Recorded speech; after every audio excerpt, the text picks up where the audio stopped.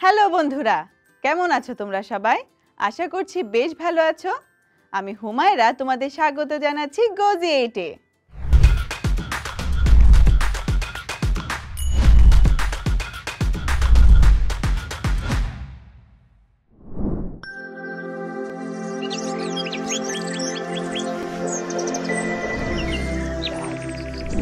বন্ধুরা, আজকে আমরা একাদশ দ্বাদশ শ্রেণীর ইতিহাস প্রথম পত্র বইয়ের অষ্টম অধ্যায় থেকে মুক্তিযুদ্ধে প্রবাসী বাঙালি ও বহির্বিশ্ব বিষয়ে আলোচনা করব।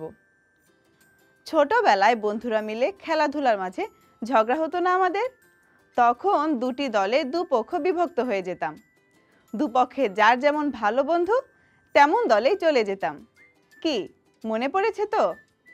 বাংলাদেশের মুক্তিযুদ্ধেও বাঙালি জাতিসত্তার গোষ্ঠীগত স্বার্থের মতো বিশ্বের পরাশক্তিধর রাষ্ট্রসমূহও স্বার্থানুযায়ী পক্ষাবলম্বন করে।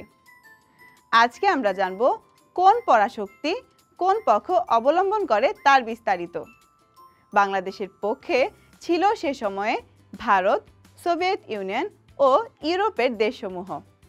অন্যদিকে পাকিস্তানের পক্ষে মার্কিন যুক্তরাষ্ট্র, চীন সহ মুসলিম রাষ্ট্রসমূহের সমর্থন ছিল। প্রথমেই দেখে নেই সাবেক সোভিয়েত ইউনিয়নের ভূমিকা।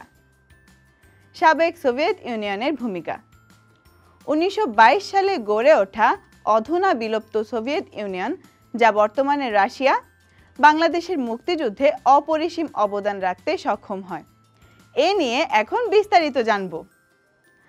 সোভিয়েত ইউনিয়নের উদ্দেশ্য: বাংলাদেশের স্বাধীনতা দ্বারা তার প্রতিপক্ষ যুক্তরাষ্ট্র ও চীনকে হীনবল করে তোলা। অবদান: সোভিয়েত ইউনিয়ন স্বাধীনতা যুদ্ধের শুরুতেই পাকিস্তান বাহিনীকে বাঙালিদের উপর নির্যাতন, অগ্নিসংযোগ সহ যাবতীয় নারকীয় তাণ্ডব বন্ধের আহ্বান জানায়। সোভিয়েত ইউনিয়নের ফলে বিশ্বের অন্যান্য সমাজতান্ত্রিক দেশ যেমন Cuba, Poland, Yugoslavia, Hungary, Bulgaria, পূর্ব জার্মানিও বাংলাদেশের সমর্থন করে। বন্ধুরা, সোভিয়েত পত্রপত্রিকা ও প্রচার মাধ্যমগুলো হানাদার বাহিনীর অত্যাচার বর্ণনা প্রকাশ করে বিশ্ব জনমত গড়ে তোলে। পাকিস্তান বাহিনী কোণঠাসা হয়ে জাতিসংঘের সহযোগিতায় যুদ্ধবন্ধের চেষ্টা চালালে সোভিয়েত ইউনিয়ন তা ভেটো ক্ষমতা প্রদানের আওতায় এনে বাতিল করে দেয়। যুদ্ধ শেষে 24শে ফেব্রুয়ারি 1972 সালে সোভিয়েত ইউনিয়ন বাংলাদেশকে স্বীকৃতি দেয়। আমরা কিছুক্ষণ আগেই জেনেছিলাম সোভিয়েত ইউনিয়নের ভেটো ক্ষমতা প্রদান। এই ভেটো ক্ষমতা কি, চলো এবার সেটা জেনে নিই। ভেটো শব্দের অর্থ মূলত আমি মানি না। ভেটো ক্ষমতা: জাতিসংঘের নিরাপত্তা পরিষদের 5টি স্থায়ী রাষ্ট্র রয়েছে। এদেরকে বলা হয় পার্মানেন্ট 5। 5টি রাষ্ট্র হল যুক্তরাষ্ট্র, যুক্তরাজ্য, রাশিয়া, ফ্রান্স এবং চীন। জাতিসংঘে কোনো সিদ্ধান্ত নিতে হলে এই 5টি দেশের যে কোনো একটি দেশ যদি প্রস্তাবে রাজি না হয়ে অসম্মতি প্রদান বা ভোট না দেয়, তখন তাকে ভেটো বলে, অর্থাৎ জাতিসংঘ তা কার্যকর করবে না। বাংলাদেশের স্বাধীনতা যুদ্ধের সময় পাকিস্তানের পরাজয় যখন নিশ্চিত, তখন যুক্তরাষ্ট্র জাতিসংঘে যুদ্ধবিরতির প্রস্তাব উপস্থাপন করলে সোভিয়েত ইউনিয়ন তা বাতিল করে দেয়। সোভিয়েত ইউনিয়নের এই সমর্থন বিশ্বমঞ্চে বাঙালিদের কয়েক ধাপ সাহস দিয়ে এগিয়ে নিয়ে যায়, যার ফলে স্বাধীনতা অর্জন সহজ হয়ে গিয়েছিল। বন্ধুরা, এতক্ষণ তো সোভিয়েত ইউনিয়নের কথা জানলাম। এবারে চলো জেনে নেই আরেক পরাশক্তি এবং বর্তমান বিশ্বের অন্যতম প্রধান চালিকা শক্তি যুক্তরাজ্যের ভূমিকা। প্রধানত যুক্তরাজ্য 4টি দেশের একটি ইউনিয়ন: স্কটল্যান্ড, ইংল্যান্ড, ওয়েলস এবং উত্তর আয়ারল্যান্ড। গ্রেট ব্রিটেন কোনো দেশ নয়, এটা একটা দ্বীপ। গ্রেট ব্রিটেন নামে পরিচিত কারণ ব্রিটিশ দ্বীপপুঞ্জের এটি বৃহত্তম দ্বীপ। বন্ধুরা, পৃথিবীর মধ্যে এই রাজ্য ভারতীয় উপমহাদেশে শুধুমাত্র 200 বছর রাজত্ব করেছে নিজ ক্ষমতা বলে। ভেটো ক্ষমতাধারী এ রাষ্ট্র মুক্তিযুদ্ধকালীন সময়ে বাঙালিদের পরম বন্ধু রাষ্ট্রের ভূমিকায় ছিল। গ্রেট ব্রিটেনের ভূমিকা: ব্রিটিশ গণমাধ্যমগুলো, বিশেষ করে বিবিসি ও লন্ডন থেকে প্রকাশিত পত্রপত্রিকা বাঙালির উপর পাকিস্তান বাহিনীর নির্মম অত্যাচার, নির্যাতন, বাঙালি সংগ্রাম এবং ভারতে আশ্রয় নেয়া 1 কোটি শরণার্থীর করুণ অবস্থা প্রভৃতি সব কিছু প্রকাশের মাধ্যমে বিশ্ব জনমতকে জাগ্রত করে তোলে। বন্ধুরা, লন্ডন ছিল প্রচারের প্রধান কেন্দ্র। ব্রিটেনের পত্রপত্রিকা, সরকার, জনগণ, পার্লামেন্টের অধিকাংশ সদস্য বাংলাদেশের মুক্তিযুদ্ধের পক্ষে ছিল। ব্রিটেনের লেবার পার্টি, কনজারভেটিভ পার্টি উভয় দল বাংলাদেশের মুক্তিযুদ্ধকে সমর্থন করে। ক্ষমতাসীন টরি দল মার্কিন নীতি অনুসরণ করলেও ছিল বাংলাদেশের পক্ষে। গণমাধ্যমের সহযোগিতা প্রত্যক্ষভাবে ছিল বাঙালিদের জন্য। বিশিষ্ট কয়েকজন সাংবাদিক তাদের জীবন বাজি রেখে কাজ করেছেন সে সময়ে। বিবিসির সাংবাদিক মার্ক টালি মুক্তিযুদ্ধের সময় নিরলস পরিশ্রম করে রণাঙ্গনের সংবাদ গণমানুষের কাছে পৌঁছে দেয়। লন্ডনের ডেইলি টেলিগ্রাফের 27 বছর বয়সী সাংবাদিক সাইমন রিং জীবনের ঝুঁকি নিয়ে সারা ঢাকা শহরে 20 রোল ছবি তুলে জার্মান দূতাবাসের মাধ্যমে লন্ডনে পাঠানোর ব্যবস্থা করেন। লন্ডন টেলিভিশনের প্রতিনিধি শিলা রণাঙ্গনের মুক্তিযোদ্ধাদের যুদ্ধের চিত্র সারা পৃথিবীতে প্রচার করে বুঝিয়ে দিয়েছিলেন মুক্তিযুদ্ধ কোনো কাল্পনিক গল্প নয়, এটি বাঙালির বাঁচা মরার লড়াই। সাংবাদিকরা যখন ক্যামেরা হাতে পথে, তখন বাঙালি শরণার্থীদের জন্য অর্থ সংকটের সমাধান করতে ব্রিটিশ শিল্পীগণও এগিয়ে এসেছিলেন। পৃথিবীর ইতিহাসে একসাথে এত বড় আয়োজন কোনো দেশের নির্যাতিত মানুষের জন্য সে সময়ে হয়নি। বন্ধুরা, লন্ডনে জন্মগ্রহণকারী বিখ্যাত সঙ্গীত শিল্পী জর্জ হ্যারিসন ছিলেন আয়োজনের মুখ্য ব্যক্তিত্ব। উদ্দেশ্য ছিল বিশ্ব জনমত সৃষ্টি ও দান সহায়তা কার্যক্রম পরিচালনার লক্ষ্যে। স্থান: যুক্তরাষ্ট্রের নিউ ইয়র্ক সিটির ম্যাডিসন স্কয়ারে কনসার্ট ফর বাংলাদেশের আয়োজন করে।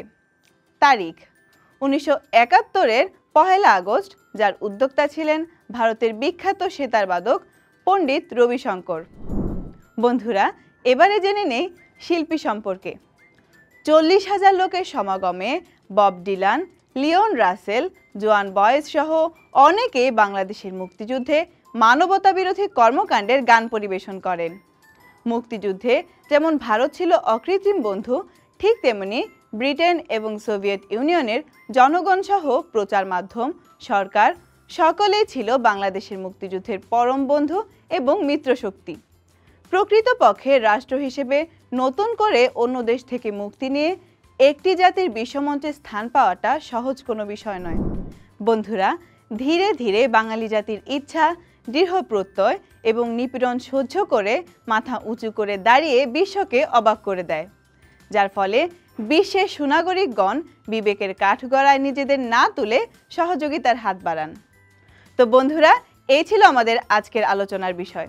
আশা করছি মনোযোগ দিয়ে শুনেছ এবং ভালো লেগেছে তোমাদের। পরবর্তী পর্বে নতুন কোনো বিষয় নিয়ে আবারও হাজির হব। সে পর্যন্ত সবাই ভালো থেকো, সুস্থ থেকো এবং অবশ্যই Go-Z8-এর সাথেই থেকো।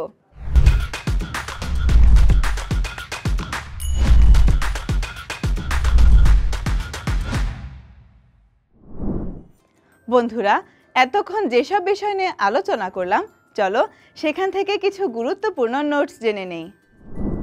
বাংলাদেশের পক্ষে ছিল ভারত, সোভিয়েত ইউনিয়ন ও ইউরোপের সমাজতান্ত্রিক দেশসমূহ। পাকিস্তানের পক্ষে ছিল মার্কিন যুক্তরাষ্ট্র, চীন সহ মুসলিম রাষ্ট্রসমূহের সমর্থন। অবদান: সোভিয়েত রাষ্ট্র প্রধান পাকিস্তানি প্রেসিডেন্ট ইয়াহিয়া খানকে শুরুতেই গণহত্যা, নির্যাতন, অগ্নিসংযোগ সহ যাবতীয় নারকীয় তাণ্ডব বন্ধের আহ্বান জানান। সোভিয়েত পত্রপত্রিকা ও প্রচার মাধ্যমগুলো হানাদার বাহিনীর অত্যাচার বর্ণনা প্রকাশ করে বিশ্ব জনমত গড়ে তোলে। সোভিয়েত ইউনিয়নের ফলে বিশ্বের অন্যান্য সমাজতান্ত্রিক দেশ যেমন Cuba, Poland, Yugoslavia, Hungary, Bulgaria, পূর্ব জার্মানি ও বাংলাদেশকে সমর্থন করে। পাকিস্তান বাহিনী কোণঠাসা হয়ে জাতিসংঘের সহযোগিতায় যুদ্ধবন্ধের চেষ্টা চালালে সোভিয়েত ইউনিয়ন তা ভেটো প্রদানের আওতায় এনে বাতিল করে। 24শে ফেব্রুয়ারি 1972 সালে সোভিয়েত ইউনিয়ন বাংলাদেশকে স্বীকৃতি দেয়। ভেটো ক্ষমতা: জাতিসংঘের নিরাপত্তা পরিষদের 5টি স্থায়ী রাষ্ট্র রয়েছে, এদেরকে বলা হয় পার্মানেন্ট 5। 5টি রাষ্ট্র হল যুক্তরাষ্ট্র, যুক্তরাজ্য, রাশিয়া, ফ্রান্স এবং চীন। ভেটো শব্দের অর্থ আমি মানি না। গ্রেট ব্রিটেনের ভূমিকা। ব্রিটিশ গণমাধ্যমগুলো, বিশেষ করে বিবিসি ও লন্ডন থেকে প্রকাশিত পত্রপত্রিকা, বাঙালির উপর পাকিস্তান হানাদার বাহিনীর নির্মম অত্যাচার, নির্যাতন, বাঙালি সংগ্রাম এবং ভারতে আশ্রয় নেয়া 1 কোটি শরণার্থীর করুণ অবস্থা প্রভৃতি সবকিছু প্রকাশের মাধ্যমে বিশ্ব জনমতকে জাগ্রত করে তোলে। লন্ডন ছিল প্রচারের প্রধান কেন্দ্র। ব্রিটেনের পত্রপত্রিকা, সরকার, জনগণ, পার্লামেন্টের অধিকাংশ সদস্য বাংলাদেশের মুক্তিযুদ্ধের পক্ষে ছিল। ব্রিটেনের লেবার পার্টি, কনজারভেটিভ পার্টি উভয় দল বাংলাদেশের মুক্তিযুদ্ধকে সমর্থন করে। ক্ষমতাসীন টরি দল মার্কিন নীতি অনুসরণ করলেও ছিল বাংলাদেশের পক্ষে। বিবিসি সাংবাদিক মার্ক টালি মুক্তিযুদ্ধের সময় নিরলস পরিশ্রম করে রণাঙ্গনের সংবাদ গণমানুষের কাছে পৌঁছে দেয়। লন্ডনের ডেইলি টেলিগ্রাফের 27 বছর বয়সী সাংবাদিক সাইমন রিং জীবনের ঝুঁকি নিয়ে সারা ঢাকা শহরে 20 রোল ছবি তোলে জার্মান দূতাবাসের মাধ্যমে লন্ডনে পাঠানোর ব্যবস্থা করেন। লন্ডন টেলিভিশনের প্রতিনিধি শিলা রণাঙ্গন মুক্তিযোদ্ধাদের যুদ্ধের চিত্র সারা পৃথিবীতে প্রচার করে বুঝিয়ে দিয়েছিল, মুক্তিযুদ্ধ কোনো কাল্পনিক গল্প নয়, এটি বাঙালির বাঁচা মরার লড়াই। লন্ডনে জন্মগ্রহণকারী বিখ্যাত সঙ্গীত শিল্পী জর্জ হ্যারিসন বিশ্বজনমত সৃষ্টি ও দান সহায়তা কার্যক্রম পরিচালনার লক্ষ্যে যুক্তরাষ্ট্রের নিউ ইয়র্কে কনসার্ট ফর বাংলাদেশের আয়োজন করে।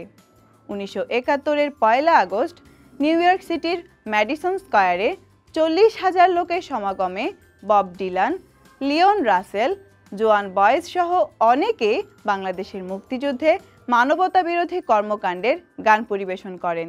এর উদ্যোক্তা ছিলেন ভারতের বিখ্যাত সেতারবাদক পণ্ডিত রবিশঙ্কর।